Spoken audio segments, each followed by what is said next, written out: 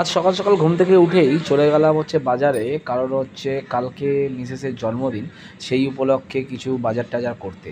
তো বাজার টাজার করে নিয়ে এসে চলে এসেই রান্নায় লেগে পড়লাম, কারণ আমাদের বাড়িতে আমার এক অফিস কলিগ আজকে নিমন্ত্রিত দুপুরবেলা। কারণ আগামীকাল বউয়ের যে জন্মদিন সেই উপলক্ষেই যেহেতু এখানে কেউ নেই, আর সেহেতু ওদেরকে নেমন্তন্ন করেছিলাম।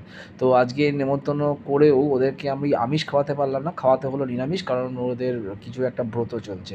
তাই যেটা রান্না করলাম সেটা হচ্ছে ভেজ রাইস, ফ্রাইড রাইস, আর হচ্ছে পনিরের তরকারি। তো তোমরা দেখতেই পাচ্ছ দুটো রান্নাই আমি একদম নিপুণভাবে করে ফেললাম। আমার খাবার দাবারও একদম রেডি দুপুরবেলা 1টা থেকে 1:30টার মধ্যে।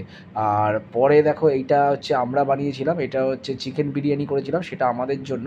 তো সেই চিকেন বিরিয়ানিটা আমরা খেয়েছিলাম আমাদের ফ্যামিলিতে। আর বলতে বলতেই ওরা চলে এসছে, ওরা এসে দেখো একটু ওদের সাথে একটা বাচ্চাও ছিল খুব সুইট।